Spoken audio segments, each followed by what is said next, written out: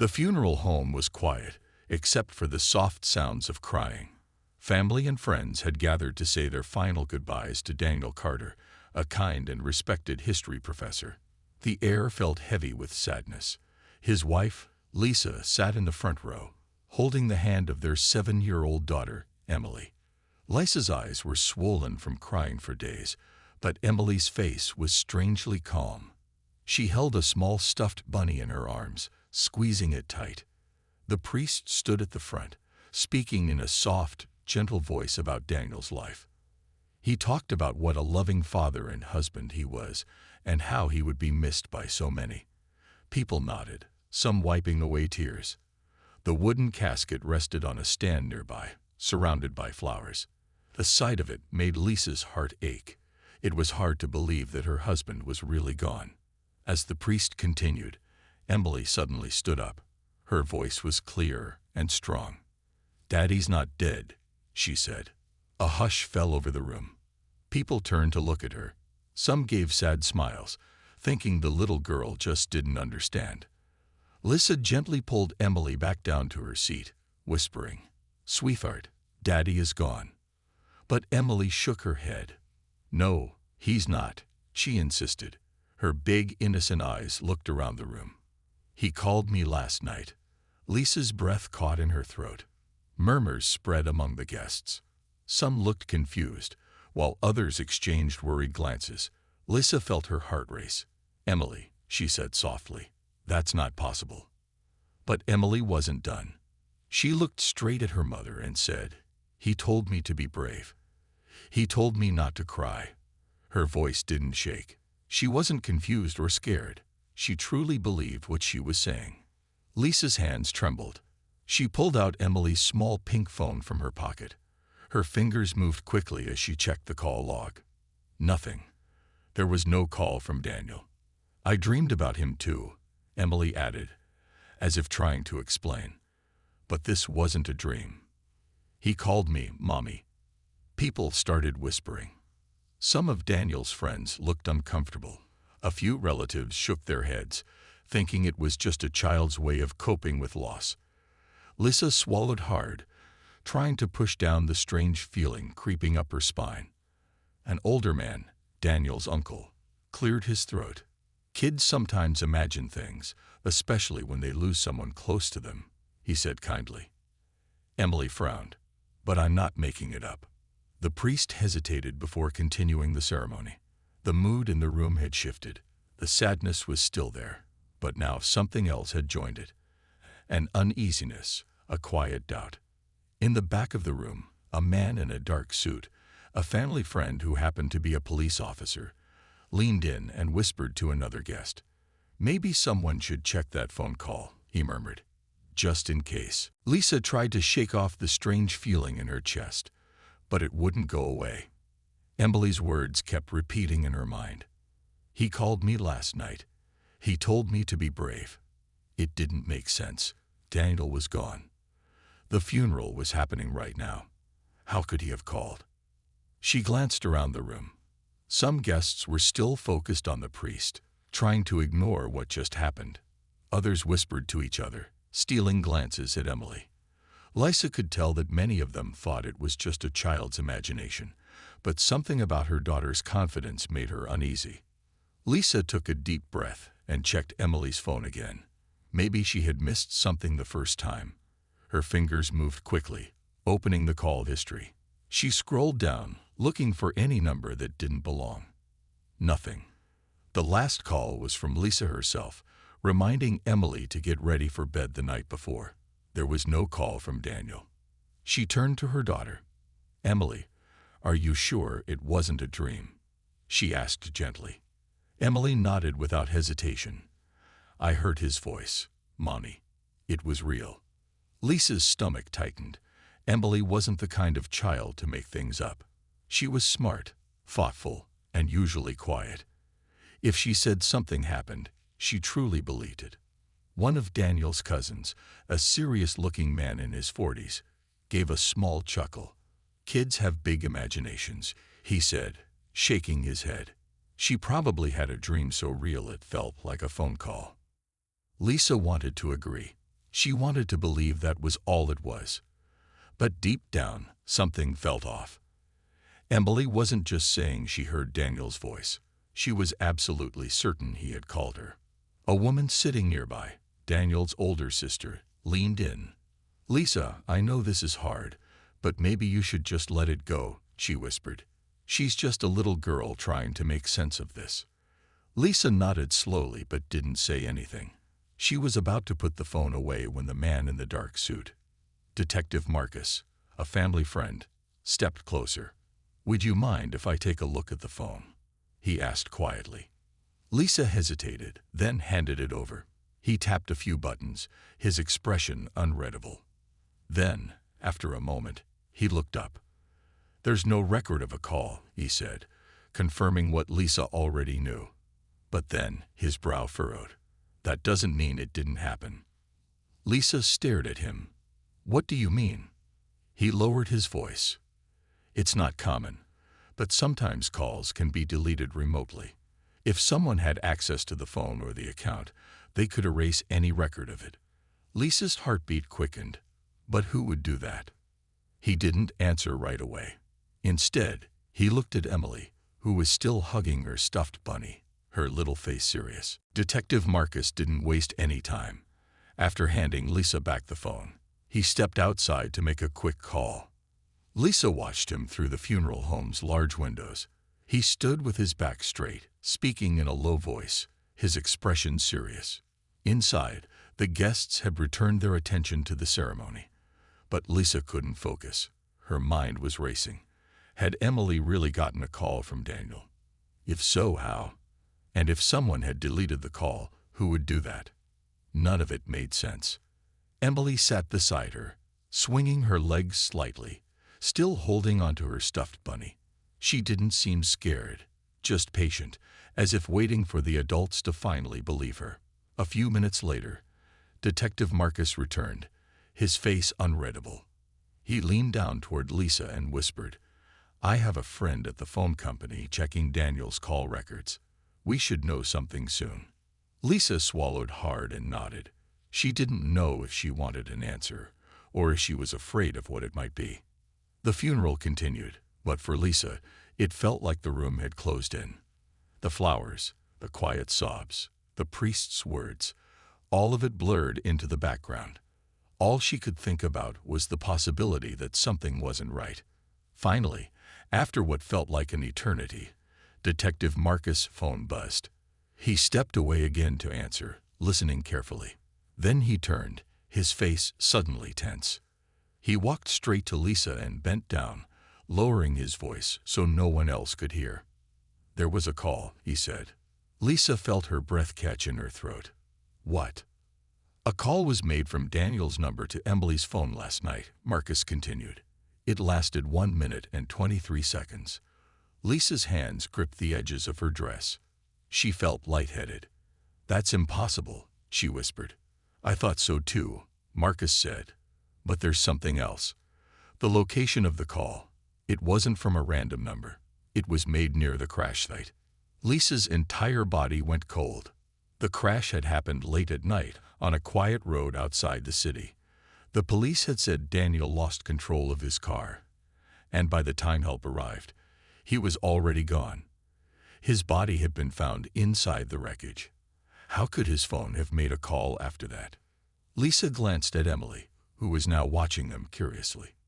"Mommy," she asked softly, "did you find out?" Lisa opened her mouth but had no idea what to say. Marcus straightened.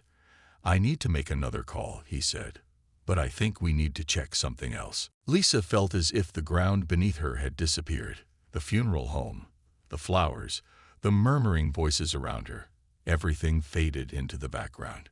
All she could focus on were Detective Marcus' words. "We need to make sure it was really Daniel." Her hands felt cold. "But we already buried him," she whispered, as if saying it out loud would make it more real. Marcus gave her a steady look. "I know, but something isn't adding up. If Daniel's phone was used after his accident, we have to check." Lisa swallowed hard. This wasn't supposed to happen. She had already spent days mourning, crying, trying to accept the terrible truth that her husband was gone. Now she was being told that maybe, just maybe, something was wrong. She turned to Emily, who was listening carefully. Her daughter didn't look scared. Instead, she seemed like she had known all along. "I told you," Emily said softly. "Daddy's not gone." Lisa took a shaky breath and nodded. "What do we do now?" she asked Marcus. "We need permission to exhume the body," Marcus explained. "That means getting the authorities involved. It won't be easy, but with the strange phone activity, we have enough reason to ask." Lisa felt sick to her stomach. The thought of digging up the grave was horrifying. But if it meant getting answers, she had no choice. She gave Marcus a small nod. "Do it." Within hours, paperwork was filed, and officials were contacted. Some of Daniel's family members were upset, believing it was unnecessary. "Haven't we been through enough?" one of his cousins asked angrily. But Lisa stood firm. "I need to know the truth." The next day, a small group gathered at the cemetery. The bright afternoon sun didn't match the dark, heavy feeling in Lisa's chest. Officials worked carefully, and soon, the casket was lifted from the ground. Lisa stood beside Marcus, her hands clenched together. Her heart pounded as they slowly opened the casket. And then, gasps filled the air. Lisa's stomach dropped. Her vision blurred, because inside the casket, it wasn't Daniel. A different man lay there, dressed in the same suit Daniel had been buried in. But it wasn't him. The face, the hands, the body, none of it belonged to her husband. Someone behind Lisa let out a shocked cry. One of the funeral home workers stepped forward, his face pale. This can't be right," he stammered. Lisa's head spun. If Daniel wasn't here, then where was he? She turned to Marcus, her voice barely above a whisper. "If this isn't my husband, then who is it?" Marcus didn't answer right away. He stared at the body, his jaw tight. Then, after a long pause, he said the only thing Lisa was thinking. Lisa could barely breathe. Her legs felt weak, and her heart pounded so hard she thought it might burst. The man in the casket was a stranger, not Daniel. The crowd around her murmured in shock. Some of Daniel's relatives were arguing with the officials, demanding an explanation. Others stood frozen, their faces pale. No one had expected this. Lisa turned to Detective Marcus. "How is this possible?" she whispered. "Who is he? Where is Daniel?" Marcus didn't answer right away. His sharp eyes were locked on the lifeless body in the casket. He looked as disturbed as she felt. Finally, he pulled out his phone. "We need a full investigation. We need to identify this man, and we need to find out what really happened to Daniel." Lisa covered her mouth with her hands, her mind racing. Had Daniel been kidnapped? Had he run away? Or was something even worse happening? Emily stood beside her mother, gripping her stuffed bunny tightly. Unlike the others, she wasn't shocked. She simply looked up and said, "See, Mommy, I told you." Tears stung Lisa's eyes. Her daughter had known all along. The police immediately took over the case. The body in the casket was taken for identification. Reports were filed. More officers arrived at the cemetery, asking questions. Lisa answered everything she could, but the truth was, she didn't know anything. Later that evening, Marcus received an update. He called Lisa right away. "I just got the preliminary report on the man in the casket," he said. "He wasn't just a random person. He was murdered." Lisa's stomach turned. "Murdered?" she echoed. "Yes," Marcus confirmed. "His injuries were covered up, but there are signs that he died from a violent attack. Someone switched his body with Daniel's before the funeral." Lisa's hand shook. "But why?" "That's what we need to find out," Marcus said. "And we need to move fast. If Daniel is alive, he could be in danger." Lisa felt dizzy.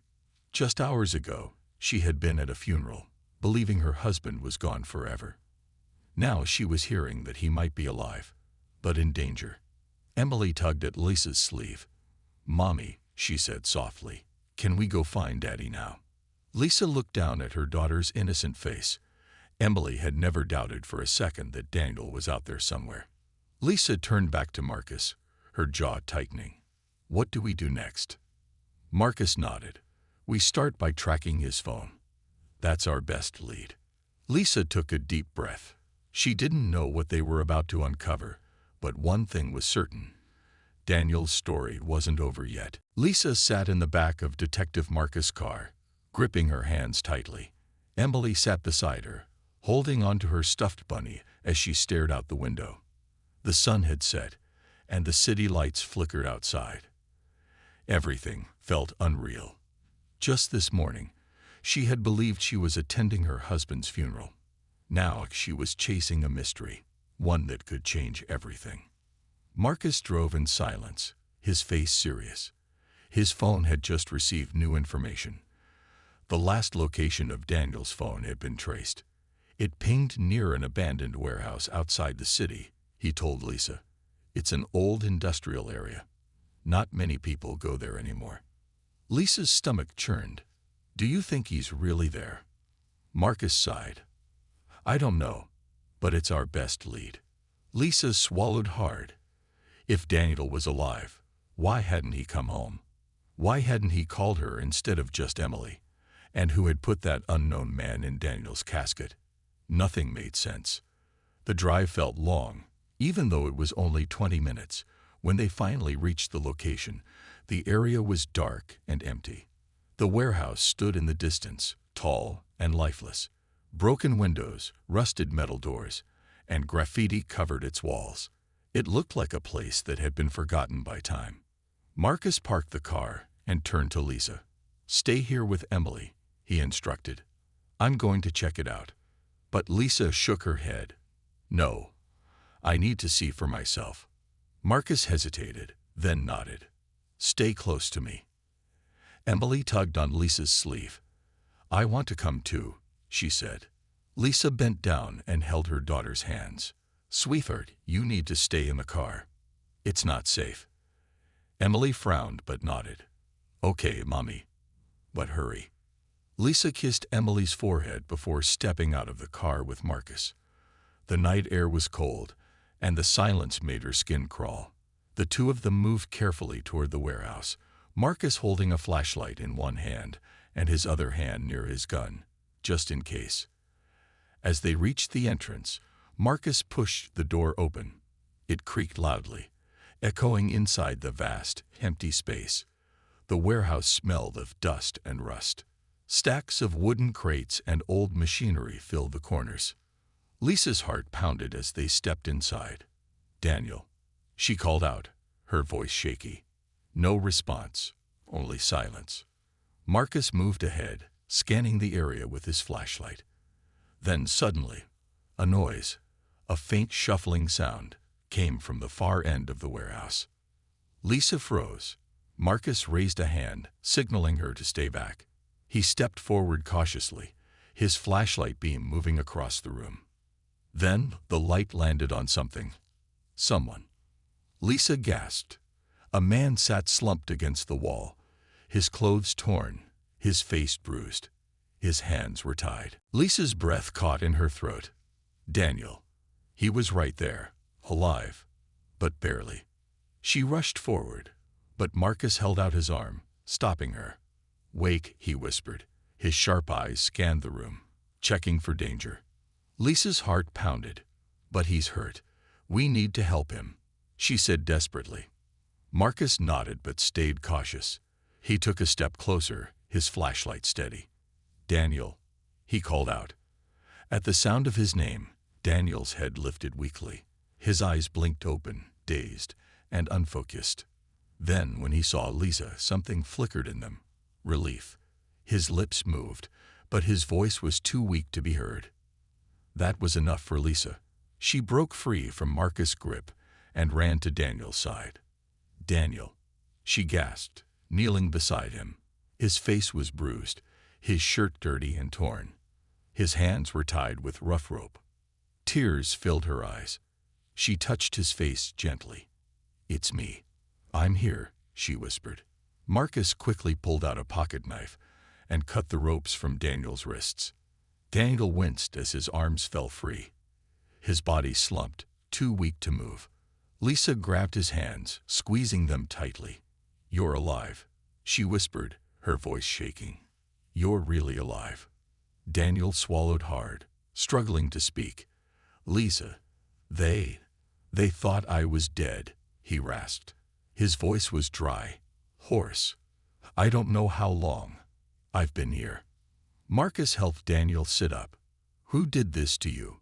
he asked firmly. Daniel's eyes darkened. He tried to say something, but suddenly there was a loud noise outside. The sound of tires screeching against gravel. Marcus' face tensed. "We're not alone." Lisa's breath hitched. She turned toward the entrance, fear crawling up her spine. Daniel gripped her hand weakly. They might come back," he whispered. "We need to go." Marcus moved fast. He pulled Daniel up, supporting him. "Lisa, take his other side," he instructed. Lisa slipped her arm around Daniel's waist. He leaned heavily on her, his body weak from whatever he had been through. The sound of footsteps echoed outside. Someone was coming. Marcus pulled out his gun, his eyes sharp. "Move fast," he whispered. Lisa's heart raced as they hurried toward the back door of the warehouse. Every second felt like an eternity. The heavy footsteps grew closer. Then, just as they reached the exit, a shadow appeared in the doorway. A tall figure stood there, blocking their way out. Lisa's blood ran cold. Lisa's breath caught in her throat. The figure in the doorway was tall and broad-shouldered, their face hidden in the shadows. The air around them felt heavy with danger. Marcus reacted instantly. He stepped forward, gun raised, his voice calm but firm. "Step aside," he ordered. The figure didn't move. Instead, a deep voice echoed through the warehouse. "You shouldn't have come here." Lisa tightened her grip on Daniel, who was barely able to stand. His body trembled with exhaustion, but his grip on her hand tightened slightly. He was awake enough to understand the danger. Marcus didn't hesitate. "Who are you?" he demanded. "Why did you take him?" The man chuckled, a low, menacing sound. "You wouldn't understand," he said, "but it doesn't matter now. You're not leaving." Lisa's pulse pounded in her ears. Panic clawed at her chest. They were trapped. Suddenly, a loud crash. A car door slammed outside. Then another. More footsteps. Lisa's heart jumped. Were more people coming? For a brief second, the man in the doorway turned his head toward the noise. That was all Marcus needed. Bang! A warning shot fired into the air. The sound exploded through the warehouse, echoing off the walls. The man flinched, stepping back. That split second was enough. "Run!" Marcus shouted. Lisa grabbed Daniel, pulling him with all her strength. He was weak, but his legs moved. Marcus stayed close, keeping his gun aimed at the man as they rushed toward the exit. They burst through the back door into the cold night air. Lisa gasped, her lungs burning. The parking lot was empty, except for Marcus' car. "Get in," Marcus ordered. Lisa yanked the back door open and helped Daniel inside. He groaned in pain but didn't fight her. As soon as she slammed the door shut, Marcus jumped into the driver's seat. Tires screeched as he hit the gas. The car sped forward, the warehouse shrinking in the distance. Lisa twisted in her seat, heart pounding. The man in the doorway had vanished. Had he followed them? Had he called for backup? Daniel coughed weakly. Lisa turned to him, her hands shaking. "You're safe now," she whispered, though she wasn't sure if it was true. Marcus' eyes flicked to the rearview mirror. "We need to get far away from here," he muttered. "And we need answers. Now." Lisa looked at Daniel. His face was pale, his eyes heavy with exhaustion. But he managed to whisper two words that made her blood run cold. "It's bigger." Lisa's stomach dropped. Whatever had happened to him, whatever he had gotten caught up in, it wasn't over. Lisa sat beside Daniel in the back seat, her hands trembling. She could still hear the gunshot echoing in her ears, still feel the rush of fear from their escape. But they weren't safe yet. Marcus drove fast, his eyes darting between the road and the rearview mirror. "We need to get to a secure location," he said firmly. "No hospitals, no police station, not yet. Whoever did this to Daniel might be watching." Lisa swallowed hard. "But he needs medical help," she said, looking at Daniel, who was slumped against the seat, his breathing heavy. "I'm fine," Daniel mumbled weakly. But he wasn't. His face was bruised, his wrists red from the tight ropes, and he looked like he hadn't eaten in days. Lisa squeezed his hand. "No, you're not," she whispered. Daniel slowly turned his head toward Marcus. They thought I was dead," he said hoarsely. "That's why they put another body in my place. They needed everyone to believe I was gone." Marcus nodded, his grip tightening on the steering wheel. "Why? What did you get involved in?" Daniel exhaled shakily. "It's bigger than me," he said. "I found out something I wasn't supposed to. And when they realized it, they tried to get rid of me." Lisa's stomach twisted. "Who are they?" she asked, dread creeping into her voice. Daniel's eyes darkened. "I don't know their real names, but they have power, money, influence. They control things from the shadows." Lisa felt a chill run down her spine. This wasn't just a random kidnapping. This was something deeper, something dangerous. Marcus turned onto a quiet road, heading toward a small motel on the outskirts of town. "We'll stay here for the night," he said. "I'll make sure we're not followed." Lisa helped Daniel out of the car, supporting his weight as they walked into the motel. Marcus booked a room under a false name, keeping things low profile. Once inside, Lisa helped Daniel onto the bed. "You need to rest," she said gently. But Daniel shook his head. "No, you need to listen." His voice was weak, but his eyes were sharp with urgency. "They're not just after me," he said. "If they find out I'm alive, they'll come after you. And Emily." Lisa's breath caught. Fear gripped her chest. Marcus sat down across from them, his face unreadable. "Then we need to find out who they are before they find us." Daniel nodded. "I have proof, but they took it from me." His fingers clenched the sheets. "If we can get it back, we can expose them." Lisa's heart pounded. She didn't know what Daniel had discovered, but one thing was clear: they were running out of time. Lisa sat beside Daniel, her mind spinning. The weight of his words settled deep in her chest. They would come for her and Emily next. Marcus stood by the motel window, carefully pulling back the curtain to check outside. "We can't stay here long," he said. "If they realize Daniel is alive, they'll come looking." Lisa clenched her fists. "Then we have to stop them first," she said, determination burning in her eyes. "Daniel, where's the proof? Do you remember where they took it?" Daniel took a deep breath. His body was weak, but his mind was still sharp. "They kept it in a safe house," he said. "It's in an old office building downtown. I saw the address before they blindfolded me." Marcus nodded. "Then that's our next stop." Lisa's heart pounded. This was dangerous. But she had no choice. If they didn't act now, whoever was behind this would come after them. They waited until the early morning, making sure no one was watching them. Then Marcus drove them to the city, stopping a few blocks away from the office building Daniel had described. It was an old, abandoned-looking structure, but the cars parked outside told them it wasn't empty. Marcus turned to Lisa. "Stay in the car with Daniel." But Lisa shook her head. "No, I need to see this through." Marcus didn't argue. He handed her a small pocket knife. "Stay behind me," he said. Daniel, still weak, gave Lisa's hand a squeeze. "Be careful." Lisa nodded and followed Marcus toward the building. They moved quietly, slipping inside through a side door that Daniel remembered. The place was dimly lit, the air thick with dust. Marcus led the way, his gun ready. They crept down a hallway until they reached a locked door. The safe should be inside, Daniel had told them earlier. Marcus picked the lock quickly and pushed the door open. Inside, there was a desk, a filing cabinet, and a small black safe. Lisa's heart pounded. "That's it," she whispered. Marcus hurried to open it, using a metal tool to crack the lock. Seconds felt like hours. Then, click.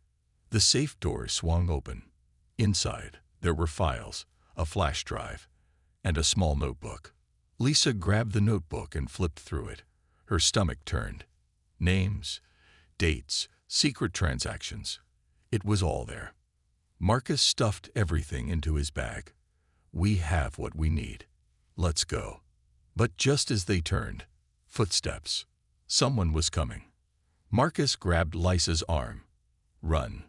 They sprinted down the hall, heartbeats racing. Behind them, voices shouted. They burst through the exit and into the car. "Drive," Lisa yelled. Marcus slammed the gas. As they sped away, Lisa held the notebook tightly. They had proof. Now, they had to expose the truth.